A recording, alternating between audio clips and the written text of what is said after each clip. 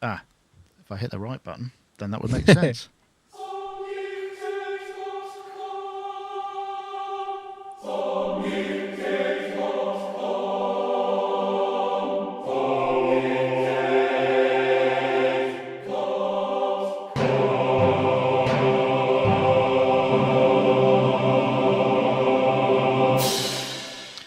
Hello, everybody, and welcome to Sonic Talk. This is episode number 333, which probably has some kind of numerological... Yeah, that's 9. Yeah, well, I knew you'd like that, Mark, which probably means I should come to you because you have introduced yourself by your very presence. Mark Tinley over there, God. like being. Let's not forget, I'd like to apologise because I did say, and the winner of last week's competition, which I missed, is... before I did the ad, and then I didn't do it. But this week, I definitely will actually do the ad. I promise, honestly. At least that's my intention. So that's obviously because... I'll try and remember to remind you. Because we have... That's right, at the end of the ad, if I don't mention the competition winner. So anyway, Sonic State 333, sponsored by Isotope, once again, thank you very much. And Mark Tinley is over there with yet another hair week. That's some fabulous hair you're sporting there, Mark. I'm very much pleased. It's all real. All of it's real. That's good. It seems to be very, what's the word? Verdant, if that's the right sort of word. Verdant isn't. I was wearing a hat and then I took it off, and I was meant to wear the hat, but I've got so much puppy trouble, and it's like this house has turned into a madhouse. A mad puppy farm. Well, Mark Tinley, of course, is a sound designer and creative thinker, and has joined us. Likebeing.com is where you want to go if you want to see more Mark and what Mark does and is about. To my madly diminished website, actually. I attacked it earlier on because I decided it was all completely inauthentic and I needed to be more real, man. Yeah, that's the Glastonbury thing. That's what happens when you move to Glastonbury. You want to watch out for that. You'll start wearing kind of multicolour mohair garments. And I'm not sure if I will, living in a yurt.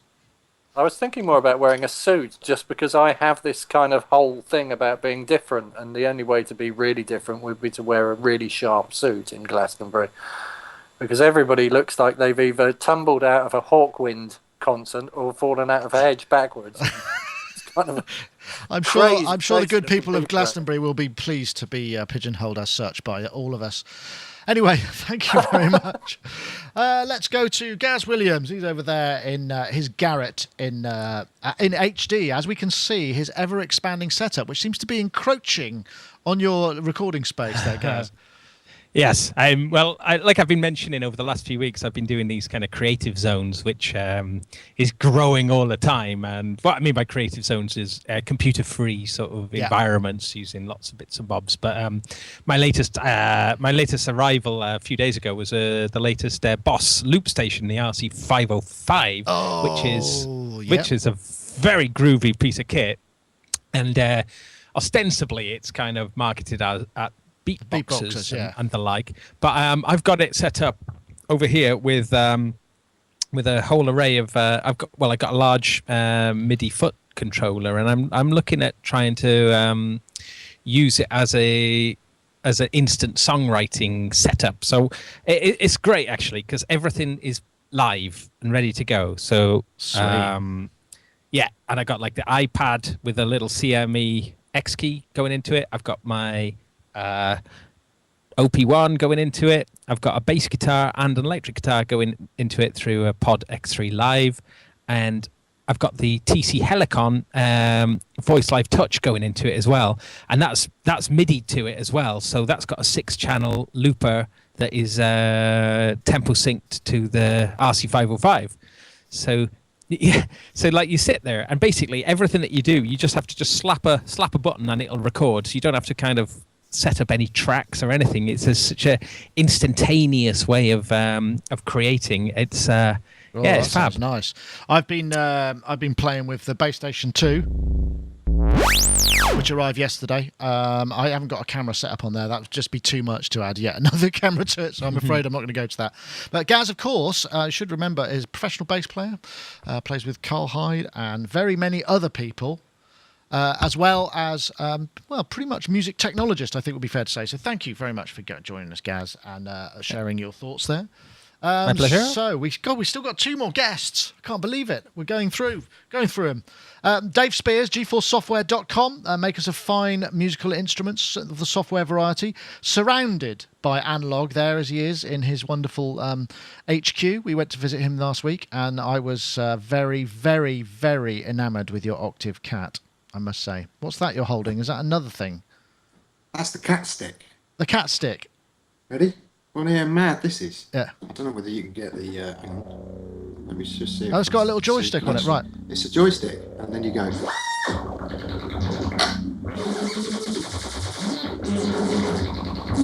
you go. How annoying is that? That is great. Wow. Just do that out of the box then, does it? You just plug it in and that's the noise it makes? Or No, look. Oh, look, wow. About a gazillion possibilities. I can't wait to use it with the modular. That's really interesting. It sort of reminds me a little bit of like that, the Moog CV pedal a little bit, isn't it? Because it's just basically a bunch of LFOs and CV and out that you can use to control additional things. Is that about right?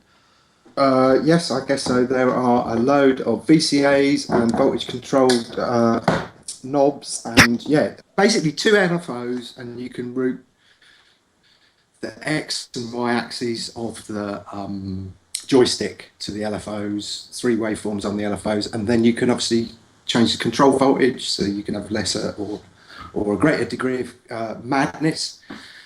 And I'm kind of in love with it, actually. Sweet. That sounds really good. Yeah, it's making a really good noise. It is making a really good noise. I'm just trying to find Rich, because Rich has diminished in size for some reason. And I'm just going to go and... there we are. Oh, no, that can't be right. I seem to have 2 connections to Mark, so that's not right. I know what it is. I'm looking at the wrong thing. Just give me a moment. There we are. That's Rich. I can get Rich to full size. I don't want to see you diminished in any way there, Rich. Rich Hilton, of course... works the controls of Nile Rodgers' personal studio, as well as being the main man, well, the keyboard player of Chic as well, or one of the keyboard players of Chic. A man of many talents. How are you, Rich? Good, thank you. Very well. Excellent. Is the audio all right and fine? Because I know we've had some. I think I've fixed the sort of robotic effect that's been happening. There we go. Sounds great. Good. Looks great. Sounds great. Super duper. Everything is great then, by all accounts. Right. So, I've got some fun this week, I do hope. So, we'll start off with our first topic, which is... Well, this one came from Mark, actually, and it's opened up a whole can of worms as I was doing research, and I can't wait to talk about it. This is the artist. She's called... if I pronounce this right. Malukah. Very appealing. She looks like she's really enjoying herself. Got a lovely smile, but this is a cover of Skyrim.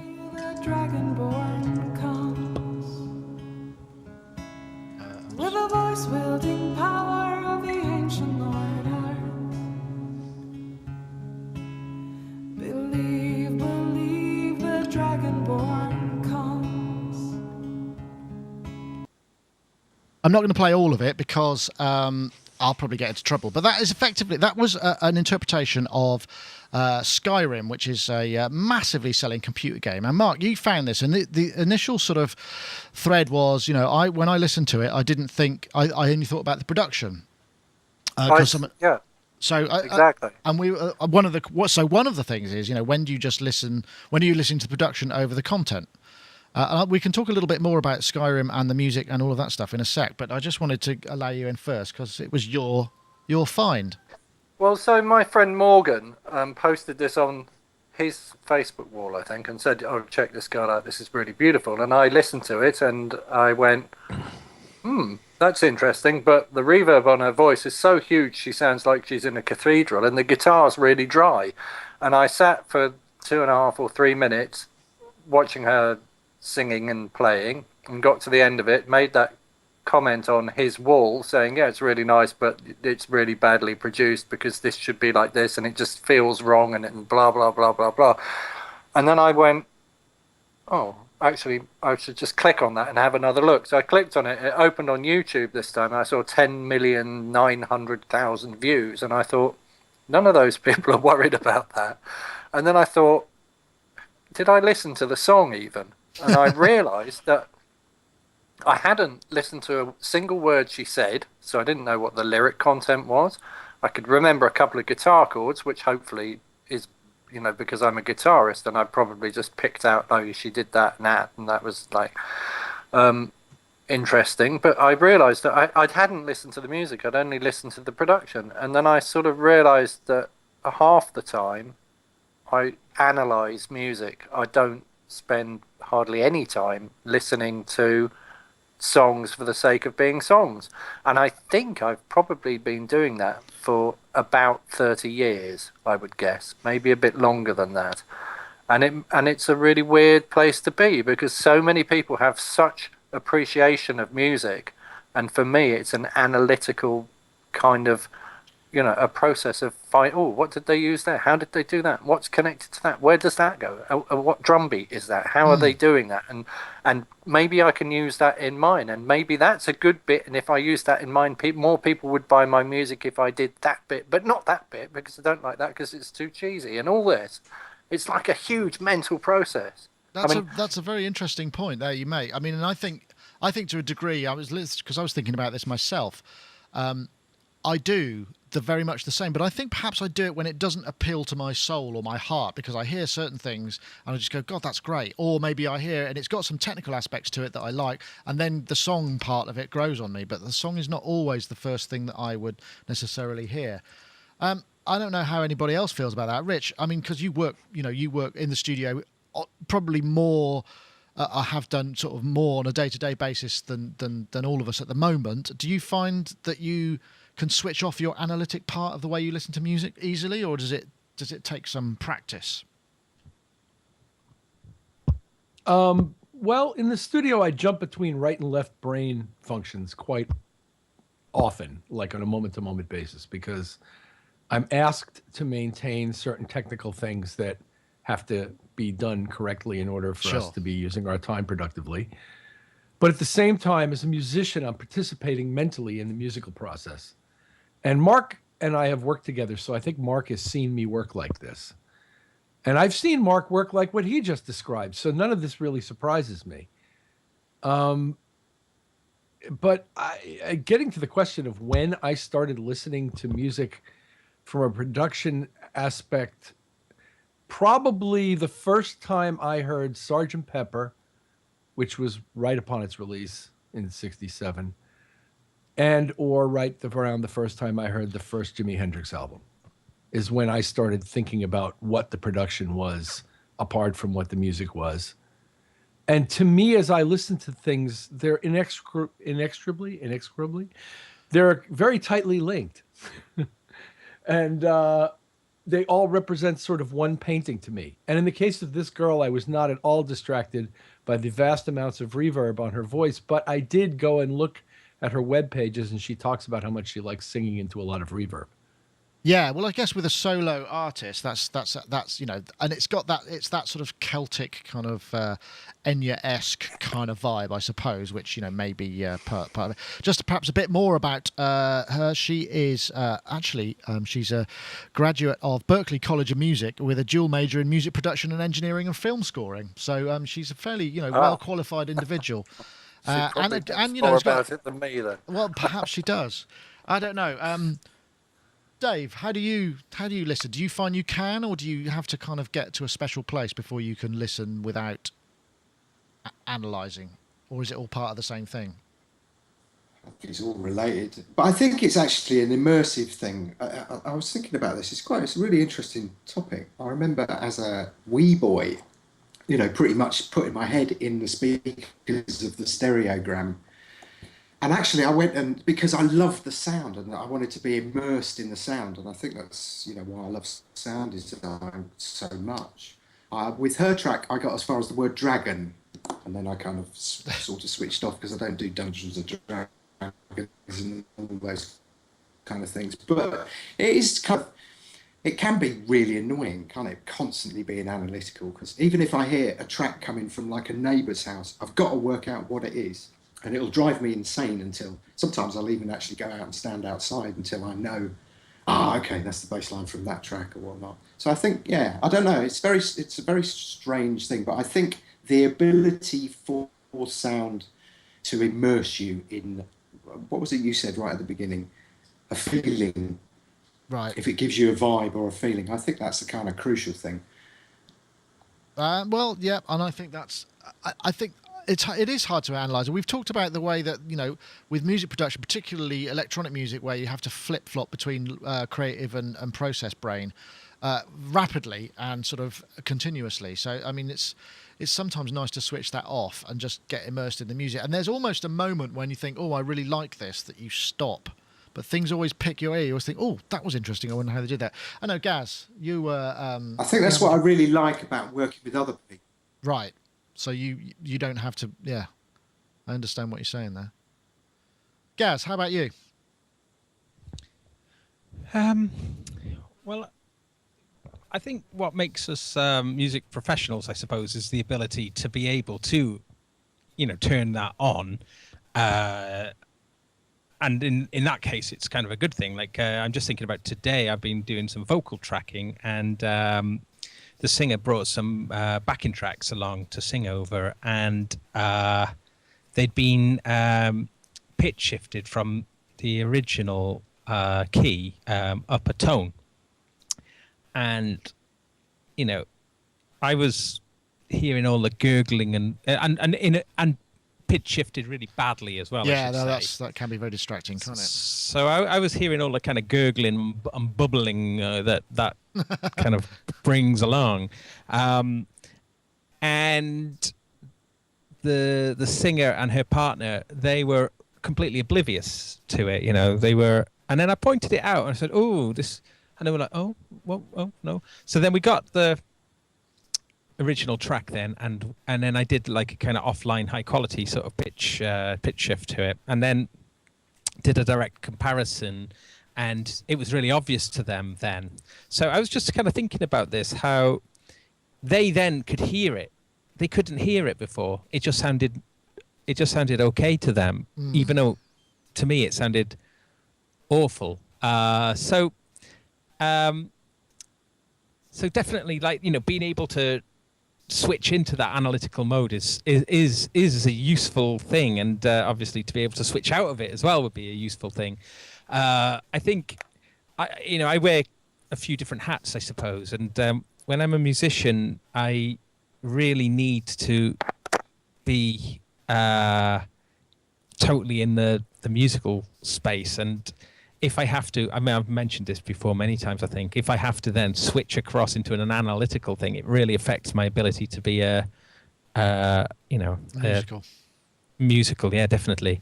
But the other thing that this was making me think about was when you go back and listen to music that you used to know really well when you were little or young, really young, before you had any understanding of this stuff. And when you hear it, those sounds, being able to actually understand what it was is quite an interesting thing. And the example I was thinking of was I was really crazy about the Police when I was a kid. They were like when they came on the scene, I think I was about 8 or 9, and they were the first band I was really into, and I really crazy about them. And I knew their albums inside out, really inside out, every single sound, but I didn't know what the sounds were. So then when you listen to them with the knowledge, right, and you hear it, you think, oh, so that's thinking this, like, kind of Moog Taurus pedals. Yes, that's what that big kind of.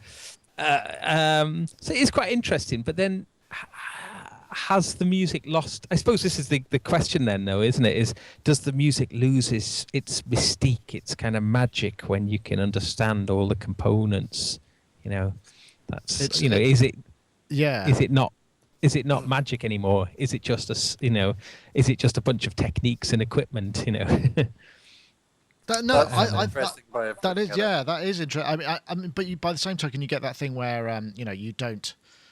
You have a memory of something that from your youth, and then when you hear it again, it's disappointing because the context of it and what you know and what you've heard since sort of devalues it somewhat. Well, actually, this is exactly this is what I was going to say.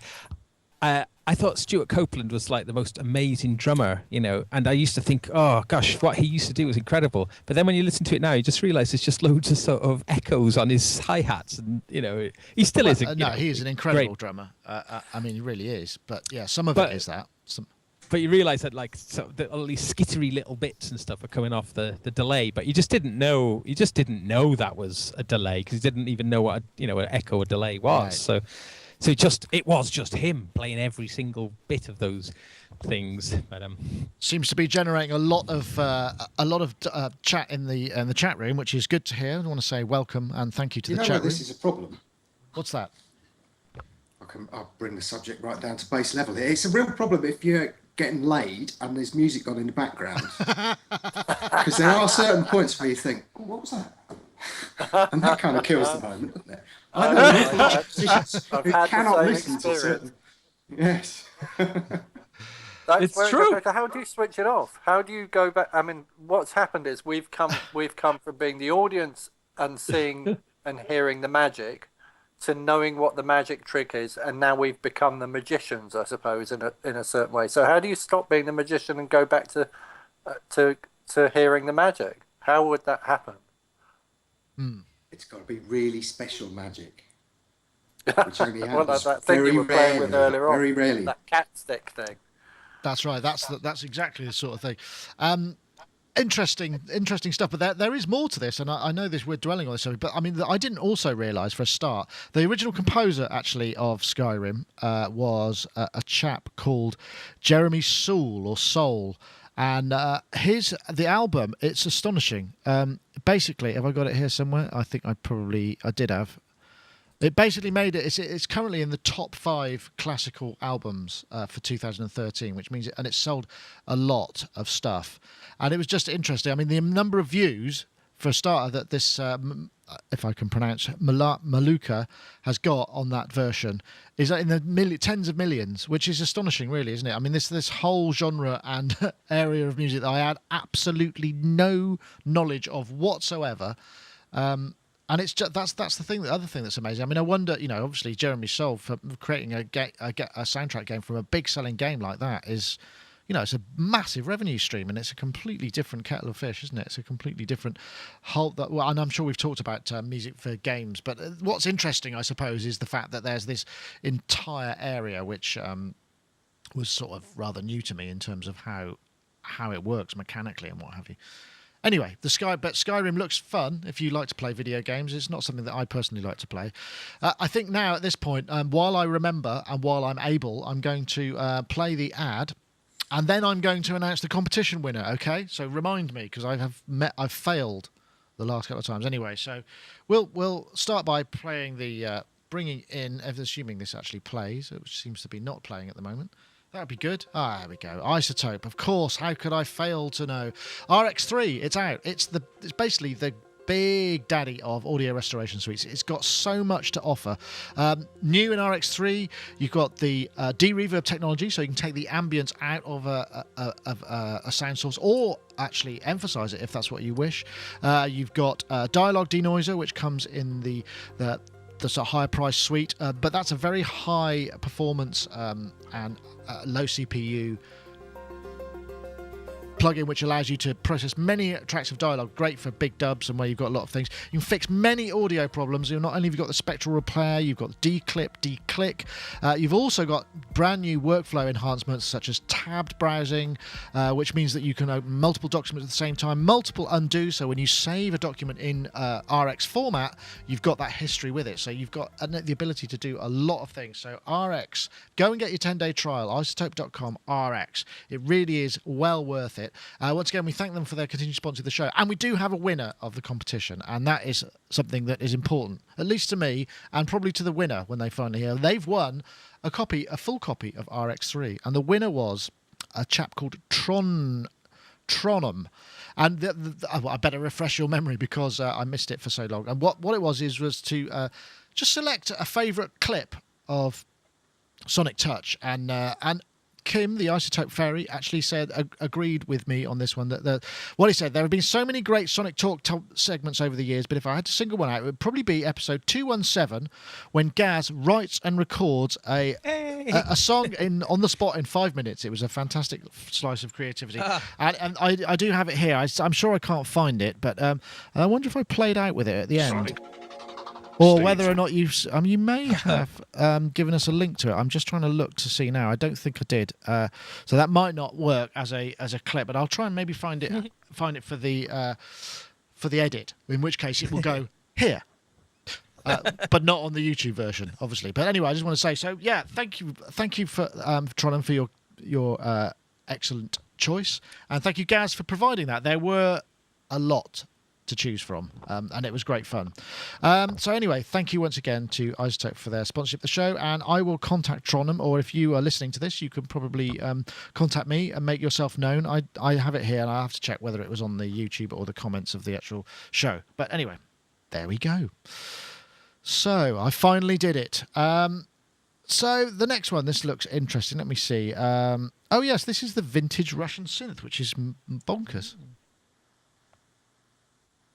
This is an application that runs on iOS, it runs on Android, Windows, Linux, and OS X, and it's an emulation. So it's very similar in many ways to other spectral ideas. But it turns sound. You put a file into it, you turn the sound, and it gives you a visual representation, and then you can kind of mess about, draw and write, or draw onto it, brush, what have you, and it creates these really otherworldly sounds. In fact, it's an emulation of a synthesizer. Created by Russian engineer Evgeny Merzin, which was 1938 to 1958. It was in existence. It was used by Stanislav Krejci, Alfred Schnikt, Edison Denisov, and it was used on Tarkovsky's movies Solaris, The Mirror, and Stalker. Lots and lots of things. This is only a £5. It's dirt cheap, actually, but I did manage to find, which was cool. If I go back here, I found a video of what it looks like, which is this. Which I don't know. That looks like some sort of power station kind of thing. If I don't know if there's any. This sounds like it's this sounds like it was an audio clip, so it's not a video, but that's what it looks like, I believe. Gaz, I know you're big into handheld apps. Did you check this out? It looks kind of fun, doesn't it? It does look good. I haven't actually downloaded it yet, but me neither. Oops. It's interesting, but the sound there was.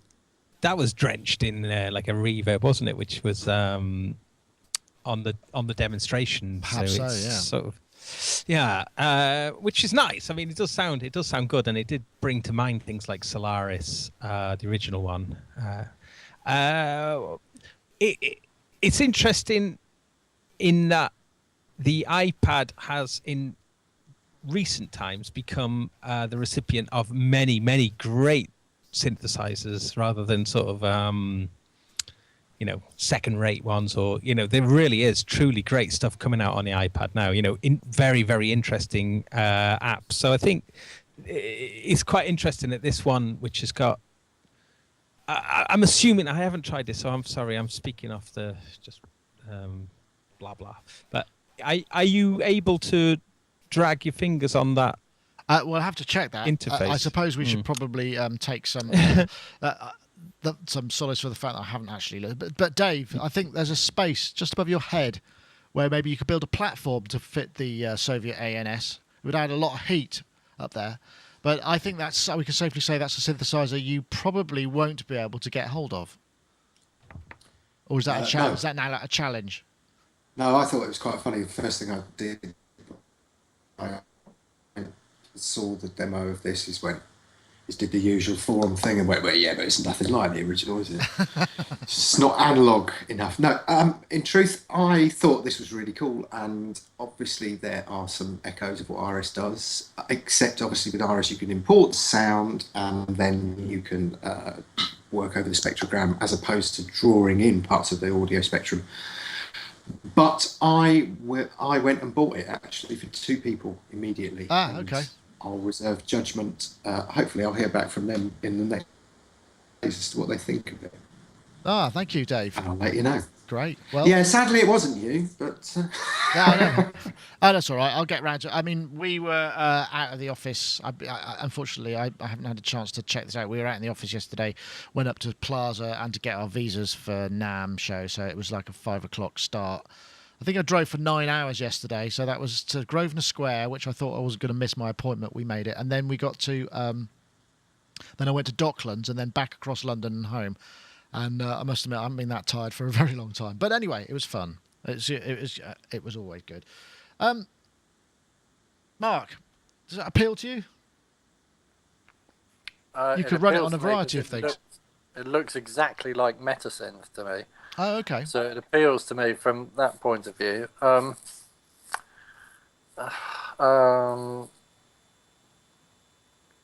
probably won't buy it. Good.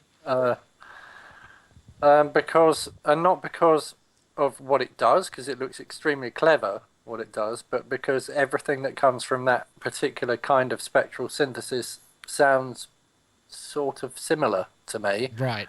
When you start manipulating stuff, and it's not a sound that I want to use currently. So maybe at some point in the future, but not something I'm going to buy at the moment. Oh, fair enough. I think one of the interesting things is the fact that it's available for everything. So it's probably, that's of interest, I guess. I don't know whether you can play it on a keyboard or it all has to be file playback. I don't know, Rich, have you had a chance to look at this? Yes. Spent quite a bit of time watching this thing. Okay. Is it of interest? I mean, I guess it probably, what it looks like it might be good for is sort of atmospheric sounds and kind of textures, which rather than perhaps tuned signature sounds, right? Agreed. And like has been said by Mark and in the chat room, reminded me immediately of Metasynth and made me think that those guys had seen this. But in any case, it's fun. It does certain things well and easily that are not easy to do in other places necessarily. It's got that sort of additive quality to it where you can draw frequency ranges. It's kind of neat in what it does. It doesn't, and as you say, it doesn't do everything, but it's cool. Excellent. Well, I think you can try that out. Sorry, I've just downloaded it and I'm playing around with it. So, nothing like a bit of live appraisal. There we go.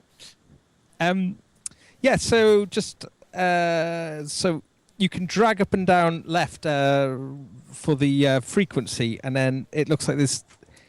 You can scale across on the top for the time. Right. Okay. So it is. I can imagine. I was just interested to see if it is using the multi-touch idiom sort of as an integral way of interacting. Yeah, I mean, the interface doesn't look terribly advanced, does it? It looks more like a kind of a port rather than an iOS designed type thing.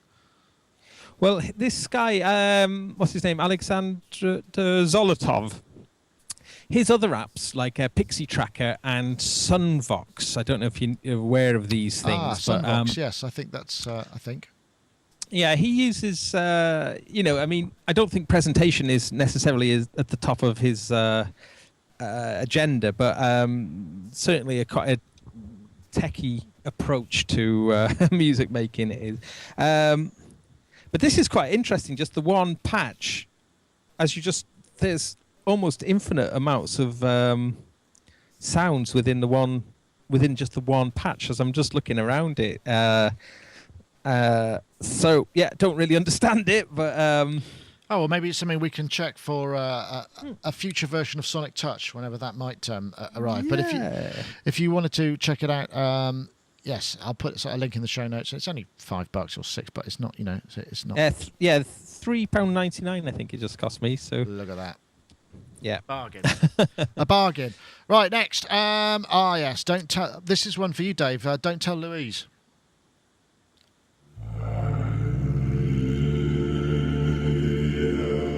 This was awesome, actually, and this is by Chris Stack, who is a contributor at experimentalsynth.com. He used to actually be one of the kind of marketing or PR guy for Moog, so I've had quite a lot of dealings with him and met him at various shows.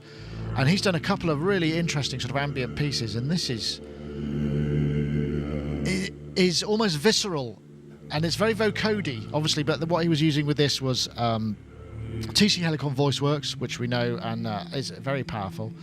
Harmony voice app from Versin, Ableton Live, and a bunch of Moog and other things to create interesting vocal performance environment. The analog control voltage step sequencing was done in Ableton Live and the Moog multi-pedal, which I think I mentioned. But it's very... What this really threw up, and you can listen to this in its entirety at your own leisure, what it threw up for me was, we've got the vocoder and we've got that sound that everybody uses, the Daft Punk kind of thing. But really, given the technology that's available, we're not getting all that much really kind of cutting edge, or at least I'm not aware of it. You may well be able to correct me. It's not, the voice isn't being used as much in terms of studio work effects and this sort of technology to create new and exciting areas of music and textures as perhaps one would expect. Or am I off the mark? Who would care to jump in? Fingers poised on the buzzers here. Just buzz and you can come straight in. There's my... Look, I was quick as anything. Shall I make loads of negative comments about it? You can say whatever you like, Mark. I can't think of anything negative to say about it, actually, which is really unlike me, isn't it? That's good, sure. I have to say, I mean, there's something in the same way that the first clip that we watched with the girl singing through lots of reverb, and she, apart from my technical mind picking that thing apart, there is something about her voice that moved me in that. So in the same way... and that would be like human beings singing in a beautiful reverb space. But in the same way, there's something about what this guy's doing with this vocoder that also moved me. I had an emotional reaction to it. And I was thinking, this is really strange, because I know in my technical mind that he's probably just moaning or mumbling into that microphone. He said himself in the blog that he's not trying to make out that by any means he's a singer, but somehow he creates this real guttural kind of human emotion in me that makes me go like, wow, that's really like kind of cool and nice, and I just want to listen to more of it. And then I start analysing what he's doing with the Moog. That's interesting you should say that, because I mean he's not saying any words, he's just articulating, but it's almost like this sort of organic morphing between vowel shapes and filter shapes is essentially what he's doing, and the sliding and the other stuff. And that's something that is instinctive and natural, and something that, I mean, if he was using more consonants and glottal stops and stuff, then it would have a different feel. But it is. Yeah. It is. I listen to lots of Gregorian chant, and I listen to lots of Indian music because I want to listen to something. Again, it's because of my technical mind. I want to listen to something that's beyond my understanding or is coming from a different place. And what he managed to do is to take technology to that place, to take it to a really human place, and that really intrigues me that he's managed to do that. And I suppose I would want to try and replicate some of his rig and have a go at doing it myself, maybe playing the notes on a MIDI guitar and singing or something. Yeah, no, that does sound like, I think that's a very good way of putting it. It is this what he calls singing in tongues, he calls it. It's just got there is, I suspect he's probably got some film work or maybe music design work coming his way if he carries on doing stuff like that, because it does sound pretty good. Yeah. Gaz, you've actually got a TC Helicon product. I mean, and I know you were pretty excited with what you could do with it. Have you found yourself kind of exploring these sort of things with that? Yeah, definitely. I think it's a really interesting area of music technology. In fact, when we did the Carl Hyde tour, the TC Helicon products were really, really, a major part of that sound that we were using. In that particular instance, as Carl was singing, Angie Pollock would be playing a MIDI controller keyboard, which was plugged into it and was essentially sort of following what Carl was playing and generating harmony notes off his voice, which I know that's slightly going off topic a little bit, but it is a really, really fantastic thing to be able to do that. I mean, this is relatively new stuff. The stuff I've been doing with mine is quite interesting, because this setup I described at the beginning of the show, I've got the whole thing going into a mixing desk. Now the output, I've got an output from the mix desk going back into the TC Helicon. So whatever goes on in the looping can inform the Helicon of what the harmonic content is for the key, yeah. And essentially all it's able to ascertain really is what the tonic and whether it's major or minor. Nothing more than that. So it couldn't sort of be able to work out anything more complex than that. But that does become quite interesting because you can get this incredible harmony stuff going on. Of course, you have to still pitch in that particular instance to... I think what he was doing here was playing the auto-tune, wasn't he, in his... Yeah, now with... you can set it up like that. If you turned off the dry... sound, so it was just entirely the synthesized voices, and then if you can crank up the pitch detection, so it'd be it would auto tune it to 100%, the carrier signal, and then so then essentially that you could sing whatever you wanted to do, and then play the MIDI notes, which would then create voices but bass. So it gets more into the vocoder sort of territory. But where it becomes interesting for me anyway is the fact that you can have for each, it's like there's four voices of harmony, four harmony voices rather, and each one of those four harmony voices can have then can be doubled, so it's like double tracked, right. But also turned into, as well as double tracked, you can actually have four voices, like four choir voices singing each harmony part, and each one of those choir voices can be doubled, so you start to get like a real thickness of tone, and it does actually sound really good. I mean, it's a bit artificial sounding, but it's quite a nice artificial sound, so it sort of it lends itself to an otherworldly kind of qualities, like this chap was using, I suppose.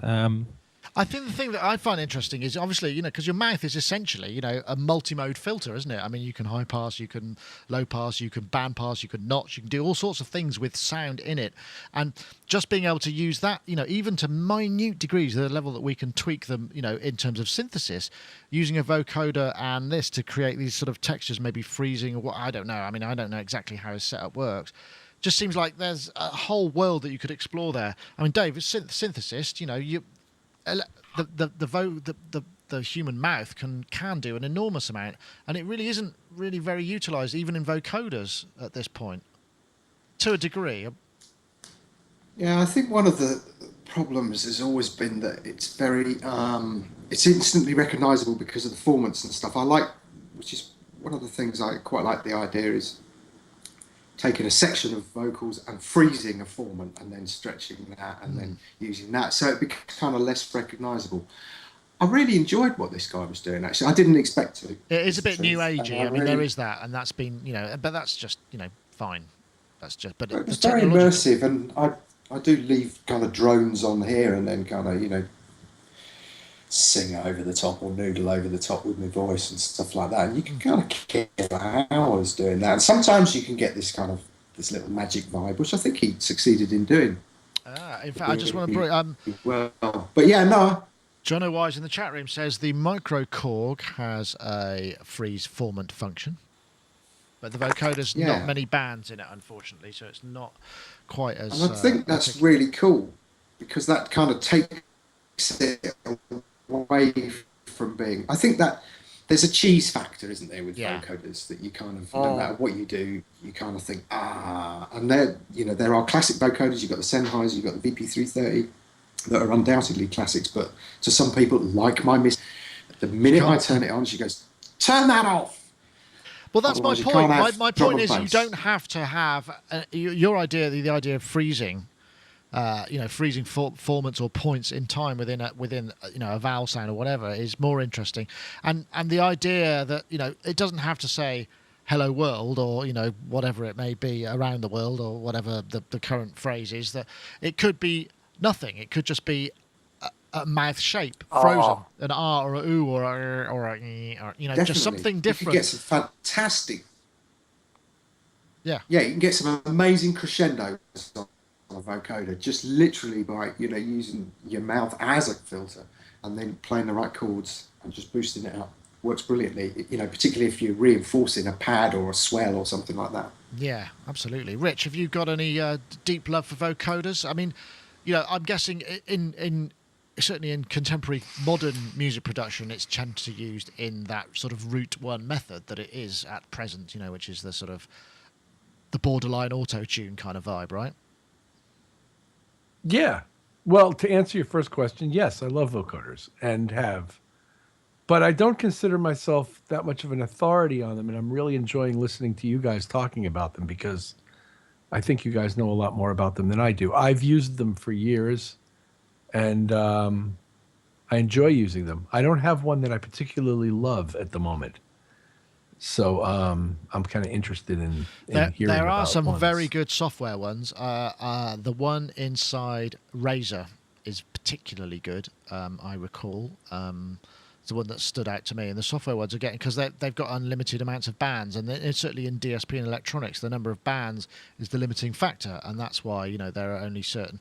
It's like the kind of the band wars. You get I think the Micro Korg had about 16 or 12 or something, whereas the Mini Nova has 30 or 40. So these increase. It really does increase the intelligibility.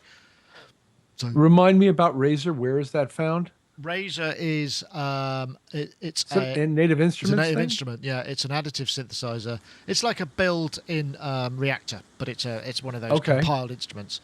Right. And it's got a really good vocoder in it, I must say. If you're interested in exploring. Do you remember the old stereo MCs? Step it up. Yeah. Was that vocoder on that? That opening intro, that was vocoder. Yeah, that was a VC10 being tapped and then played.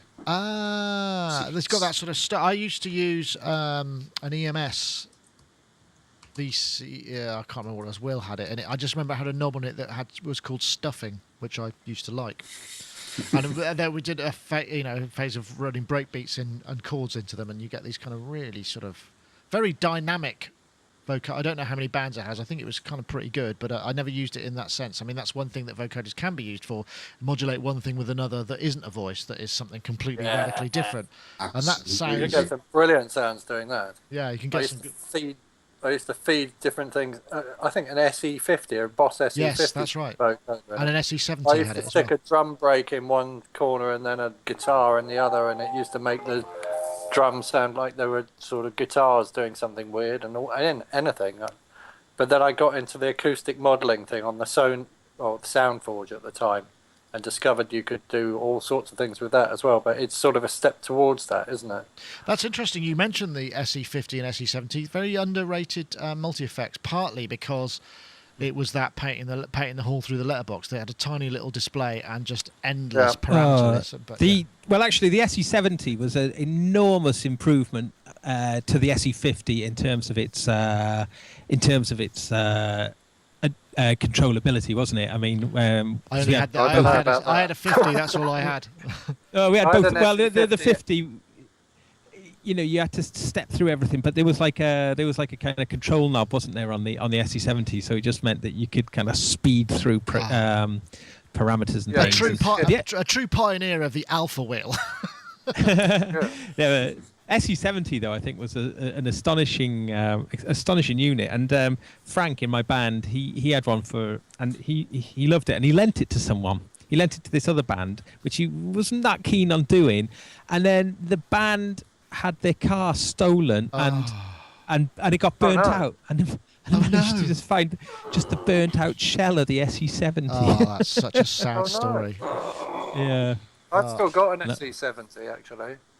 Have you? I still use an SE70. Yeah, it's one of my if I'm feeling like I need something different, plug that in. It's brilliant for guitar sounds. Absolutely brilliant. It had a lot of. I remember that there was an aural exciter in there. It was quite interesting. I remember using it on a few mixes. It definitely does something. But it's also there's a synth in there as well. If I play my guitar through it and I use this synth, it makes my guitar sound like a 303. The tracking's not brilliant and it all happens a bit late, but given our conversation about glitching earlier on, maybe I should pursue that sound. Glitchy 303. That sounds great. Yes, I'm glad that came up. I'd forgotten about the SE series. They were great fun. In fact, multi-effects used to be all the rage, didn't they? And that was the thing. I think the thing about the SEs is you could have 2 independent processors on left and right, so you could run them in series or parallel. That's right. Ah, those were the days. I love that in Sonic DP4 for that. You remember those? Oh yeah, the four channels, didn't it, of effects? Yeah. They're supposed to be rocking, actually. People still swear by them. Fantastic. Funny enough, Gaz, you were saying about taking that vocoder out. So I've just bought, Mr. Hyde, a Digitech Studio Vocalist, which was sent to his house today. So no prizes for who he's working with. Cool. That's another one of my toys that I turn to when I want to do something different. But you can plug MIDI into the back of that and sing into it and play notes on a keyboard and have it completely change what's going in to what you're playing. So that's probably pretty much what that guy we were watching on this clip was doing. Yeah, but that wrong button there. That TC voice engine is really remarkable. And bear in mind, this has been doing that. More modern, it's been doing it for years, and the stuff that you could do with it. I mean, as we've seen in the past, like you say, Angie playing backing vocals effectively live, and I think there was the Howard Jones thing. There's the TC artist Laura, who's a brilliant singer-songwriter. She went on the road with Howard Jones and was doing all the backing vocals for him. She just basically had a voice live and a little keyboard that she would play. So there's a skill set there, isn't there? There probably aren't that many people who can come up with that and do that, but that's probably a very useful way of doing things. The Vocalist's an old unit now, anyway, isn't it? I mean, it's the glitching in the Vocalist is kind of part of its sound, but compared to more modern ways of tuning things like Melodyne or Auto-Tune, which have been obviously, if you've got a hardware unit, it doesn't get updated, does it, with the same frequency? So it's probably an old processor, but it still has its function and use. It's still a very useful piece of kit. And if you sing close to the note and then you play it, it doesn't get that glitchy. It's just if you sing half octave away, okay. It starts to get a bit weird. Rich, I noticed you were talking about having the DP4. You are an exponent of that one? Well, I used to use the Ensoniq vocoder in DP4 and in the ASR10. They both had a vocoder, probably the same vocoder. But regarding the Digitech Vocalist, I did the substantial majority of the background vocals on an album by David Lee Roth using one of those, using alternate lead vocal takes in most cases. And we'd spent forever trying to eliminate the glitchiness, which is now so fashionable. I suppose. And that people seek. But you wouldn't want the glitchiness on section vocals. You might want it on individual ones, right? I don't know the ethic about all that, but I just do notice that which I spent days eliminating is now something that's fashionable and sought after. Me too. That whole TV Mania thing was a case of spending a whole day trying to tune something and do it again and again and again and again, so that each little section that didn't have a glitch in it would get dropped in, and then eventually you make like a 4-bar phrase up that's not got the glitching in it, just by doing alternate takes. Mental. Wow. Yeah. Those are the days, paid by the hour, eh? No longer the case, sadly. Yes, anyway, if you want to check that out, if you go to expertsynth.com, I think I had it up here. There's loads of stuff here, actually, that has been posting. Filter step sequencing, there's, Prophet 12. Chris is a regular poster. Oh, there's all sorts of stuff going on here. So, yeah, it's well worth checking out. And also, they've got the Vo 96, the Paul Vo guitar stuff, too. So there's a lot of things to check out on that. Are we able to mention the Mooga Fuga, the mini Fugas or whatever? Oh, yes. I'm sadly, you can mention them, but I have no knowledge of them because, like I say, I was out all day yesterday and I haven't had a chance to check them out today. But if you have anything to say, then that's fine. While you're talking, I can dial up a web page so that I've got something to back you up with, if you like. Well, it was just interesting that they're kind of looking at expanding their pedal range. I was surprised to see that, but it makes perfect sense, I suppose. And what is there? Is there 5 or so new ones? What is it? MF5? Let me have a look. I can't see here. Mooga Fuga, Mini Fugas, they're called. So Mini Fugas. Mini Fugas. They're just here. Mini. Now there's an interesting question. Is it mini Fogers? Is it? Is it? No, it's mini Fugas. Anyway, just wanted to say that. Right. Mini Fugas. Yeah, well, there you go. I rest my case. Yeah. Oh, look, there's a MF ring, MF delay, MF trem, MF boost, MF. Yeah, it makes perfect sense, doesn't it? You can just imagine a guitarist wanting a bit of Moog on his pedal board. But no they're coming in at under $200 a unit. Are they? No filters, Richard. See that? Not a filter among them. Maybe there might be a knob that controls one, but there's not an actual. Well, maybe it's down to the what they can get in them. I don't know. I have no knowledge of this just yet, but I'm sure we'll take it. You mean physically in terms of the size of the filter? Well, no, for the cost, I'm thinking. Oh, yeah. Well, no, they choose not to compromise their filter product by selling one for $180. Yeah, that kind of makes sense. I want to see Moog much bigger on them. I don't see any branding. What's going on? That's no good. People want to buy. Let's see that again. The Moog, sorry.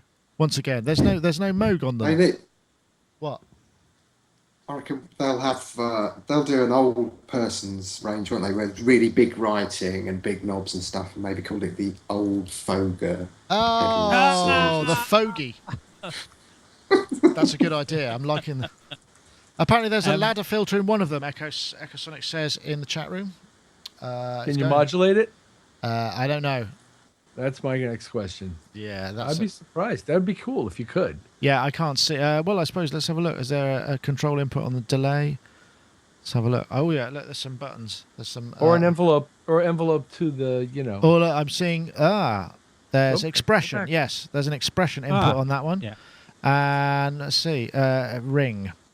MF ring, is there? They seem to all have expression in them, so it just depends on what the expression will controlling. Will control. Well, for example, in the ring modulator, it's probably controlling the frequency of one of the oscillators. Yeah, I would guess. Of one of the sources, the oscillator source. Speed, depth, tone, shape. Or maybe it's assignable. I don't know, because I imagine there's probably a combination of DSP and electronics in them based on the price, but I am completely guessing here. I mean, we'll try and get some in for review, of course. But yeah, $189 it says right there, and I think that's all of them. They're going to sell bucket loads of them, I'm sure. Hope they get the reliability okay on them. I know that the Moog Fugas, there's been certain issues, certainly with the delay unit. So I because these are very much marketed as guitar effects, I think, rather than. I think the Moog Fugas was more just general, aimed at everything, weren't they? Keyboard players. Yeah. But these look very much like they're going at that very lucrative, I may say, guitar market. Yeah, where, I mean that's right. Yeah, I mean there's some amazing boutique products. I just look at. Nice to see. That's fixed on with rivets.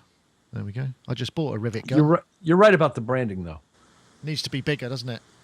It's just it's too insane. small. Yeah. What are they thinking? Anyway, yes. So yes, you can talk about them, and we have, and they do look like they're going to be interesting. We'll try and get some because we've got some great guitar reviewers here who will give them a good workout, I'm sure. What else do we have? Have you finished with that line 6 thing yet? Have I finished with the line 6 thing? Yeah, it's on. It's up. It's probably going back shortly. What the Pod HD 500X? Oh no, I want to try the Pod HD Pro, the rack-mounted one. I haven't got one of those. Oh. Sorry about that. I'll have to ask them myself. Aren't you an officially endorsed artist? Apparently so, but I can never find my picture on their website. But it might be because my hair's too crazy. They just can't fit it in. They don't know which picture to use, Mark. You are like a kind of chameleon of hair. It's just completely different every time. No one would recognise you. They'll pick the picture of you with a hat. I became an endorsee right at the point when the person that dealt with the endorsees left. Yeah. So I think maybe my photograph's probably in her drawer somewhere, in the old office even. Yeah, they moved. That's poor timing there, but I'm sure you can work it out. I'll have to wear a star on my shirt and look all glamorous or something, won't I?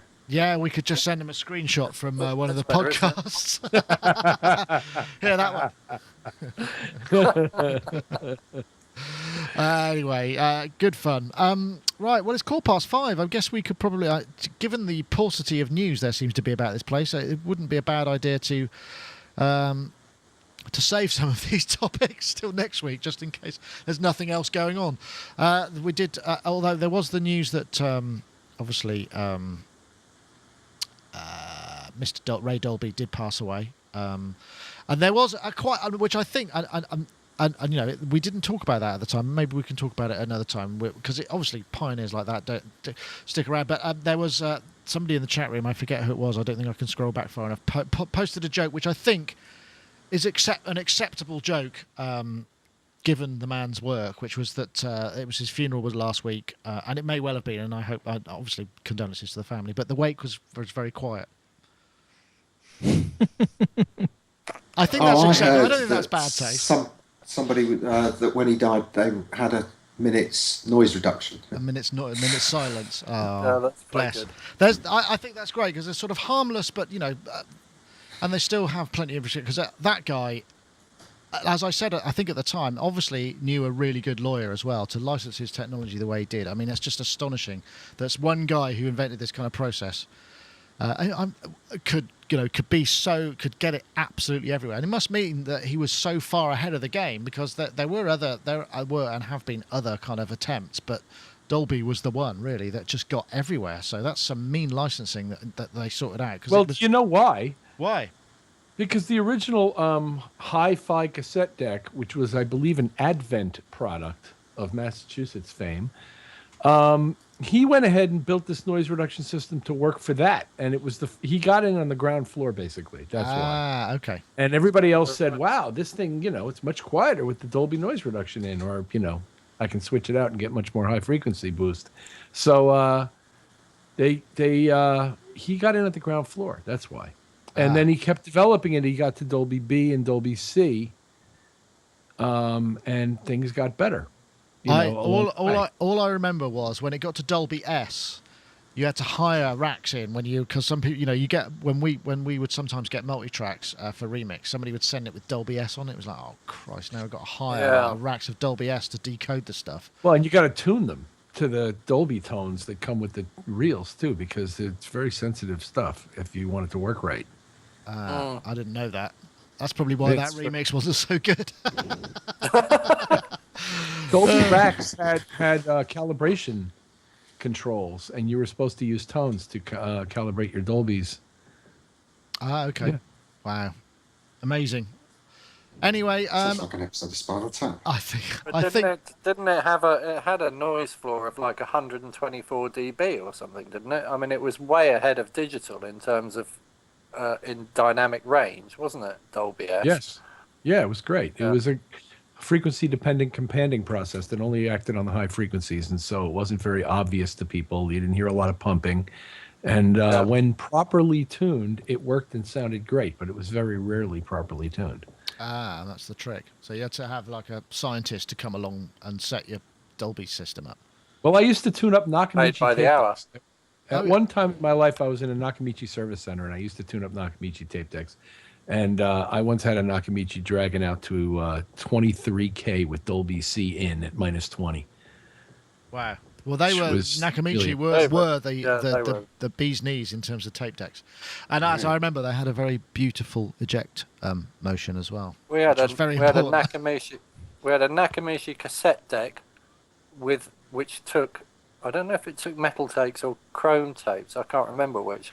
But I know that we had a Revox mastering machine, and we used to master to the Nakamichi cassette. This was before that, because the Nakamichi cassette sounded way, way better than the Revox quarter-inch. So, that's how good they were. Really? Wow. Yeah, really.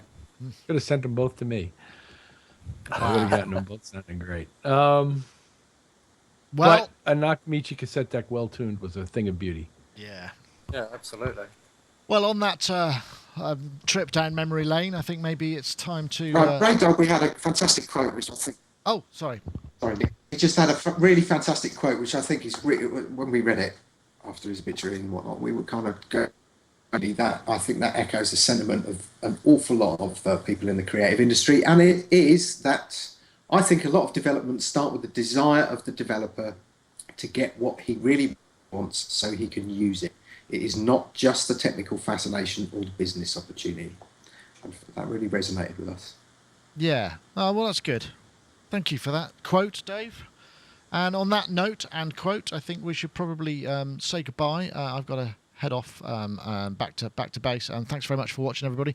And as you probably guessed, this HD business is getting easier and easier week by week. The problems become less. So anyway, but thank you very much for hanging with us at the beginning where we just had a little bit of tweakery. But I think we got there in the end. So I want to say thank you to everybody. And also, I mustn't forget that we do have our sponsors. We haven't got a competition this week, but thank you very much for their sponsorship. Do check out Isotope RX3. Go to isotope.com/RX and download your 10-day free demo. In the meantime, we'll say goodbye to our hosts. I'll start over here with Mark Tinley. Mark, thank you very much for joining us. Been a pleasure to have you, as ever. Yeah, you're very welcome. That's all right. I was going to say, the animals are going a bit mental. I was watching that guy, Cesar Millan, the dog whisperer, and I think I'm more of the dog bellower or shouter or the dog. I'm so upset I'm going to tweet mad things at 3 o'clock in the morning because I feel like bursting into tears. So it's not going very well at the moment. Oh, I'm sure it'll work out in the end. He is asleep at the moment. I don't know. He knows that he's not allowed to interrupt the Sonic State podcast. So maybe well, that's the only important thing. Thank you very much, Mark. Mark Tinley, likebeing.com. Very well. And we'll say thank you very much to Gaz Williams, leaning nonchalantly. You look like you're about to commentate on some sporting event, maybe a racing car, Formula One or something. Someone asked me, someone said in the chat room earlier about what microphone am I using? And Sennheiser. Ooh. Is that a 421 with a bit of silver tape around the top? This is a 421 that I was walking along a street and someone was having a little sale of bits and bobs out the front of their house, and I bought it for £5. That's a Jubilee 41. clip, isn't it? Oh. No, it's just little plastic zip tie. Zip tie. I used to use those. They're great for toms. They always used to be, and brass. That was the microphone of Seal. He only used to sing through one of those when I first started working with him, and had been told that it gave him a good sound.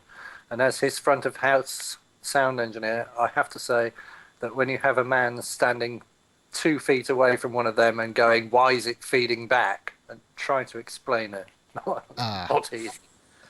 Bless him.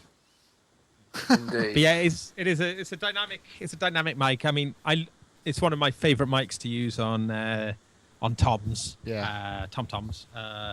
But I just thought I'd plug it in for a bit of fun. I don't know what it sounds like. It does sound nice, actually. It's got that Sounds dynamic good, sound. Yeah, really good. Yeah, really good. Well, it's got a little adjuster at the bottom here, which you can change it between M and S, which is music and speech. And basically, I think it's varying degrees of roll off bass I cut. thought, yeah. I think so. Yeah. I don't I've got it remember. over to the speech part at the moment. Yeah, it sounds good. Good choice there, Gaz. Anyway, thank you very much. And also Mr. Rich Hilton over there in Connecticut, who's, as we know, has always got a car with the engine running, ready to whisk him off to make hits for Nile Rodgers. A hybrid car with the inverter whirring away. That's right. Anyway, Rich, thank you very much for joining us this week. Hiltonius.com for all things Rich. Have a good week, and hopefully we'll speak to you again very soon. Thanks, Nick. And finally, Dave Spears back there in Synthland. Thank you very much for joining us. Ready? Yeah. Oh. How many people am I going to be able to annoy in the next week with that? Easily. You should create a doorbell tone with that, or maybe a ringtone. You should just basically sell ringtones made with a cat stick. As I said, cat stick really does sound too close to cat sick, or something that you might prod an animal with. But I like the idea of it. I guess the stick part is the joystick, right? Yeah, I think it's more like catnip for sound people. Excellent. Anyway, thank you very much, everybody. That was Sonic Talk number 333, and I'm going to fade to black now.